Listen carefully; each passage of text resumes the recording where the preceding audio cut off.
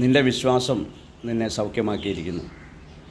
12 വർഷം രക്തസ്രാവമുള്ള ഈ അസുഖം ചികിത്സിച്ച് ഭേദമാക്കാൻ കഴിയാതിരുന്ന ആ സ്ത്രീ സൗഖ്യമായി കഴിഞ്ഞപ്പോൾ യേശു അവളോട് പറഞ്ഞതാണ്, നിൻ്റെ വിശ്വാസം നിന്നെ സൗഖ്യമാക്കിയിരിക്കുന്നു. Your faith has made you well. ഇവിടെ സൗഖ്യത്തിൻ്റെ ആധാരമായി പ്രവർത്തിച്ചത് അവളുടെ വിശ്വാസമാണ്.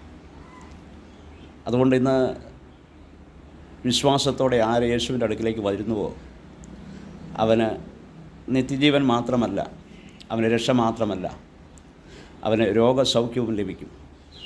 അതുകൊണ്ട് തന്നെ കേൾക്കുന്ന പ്രിയപ്പെട്ടവരെ, നിങ്ങൾ ഗുരുതരമായ രോഗങ്ങളാൽ ഭാരപ്പെടുന്നവരാണെങ്കിൽ യേശുവിനെ നിങ്ങളെ സൗഖ്യമാക്കുവാൻ കഴിയും. വിശ്വാസത്തോടെ യേശുവിൻ്റെ അടുക്കിലേക്ക് വന്ന് യേശുവിനെ സൗഖ്യമാക്കണമേ എന്ന് പറയുവാനുള്ള വിശ്വാസമുണ്ടെങ്കിൽ സൗഖ്യം അനുഭവിക്കാനായിട്ട് കഴിയും. ബൈബിളിൽ ഉടനീളം നമ്മൾ കാണുന്നത് വിശ്വാസത്താലാണ് സൗഖ്യമായത്. ശിഷ്യന്മാർക്ക് ചില രോഗികളെ സൗഖ്യമാക്കാൻ കഴിയാതിരുന്നപ്പോൾ യേശു പറഞ്ഞത് അവരുടെ അവിശ്വാസം നിമിത്തമാണ് അവർക്ക് സൗഖ്യമാക്കുവാൻ കഴിയാതിരുന്നത്. വിശ്വാസത്തോടെ ആര് യേശുവിൻ്റെ അടുക്കിലേക്ക് വരുന്നുവോ അവന് സൗഖ്യം പ്രാപിക്കാനായിട്ട് കഴിയും. ഇന്ന് എൻ്റെ കർത്താവിനെ സൗഖ്യമാകുന്ന വിശ്വാസത്തോടെ ദൈവത്തിൻ്റെ അടുക്കിലേക്ക് വന്നാൽ നിങ്ങളുടെ ജീവിതത്തിലും സൗഖ്യം അനുഭവിക്കാൻ കഴിയും.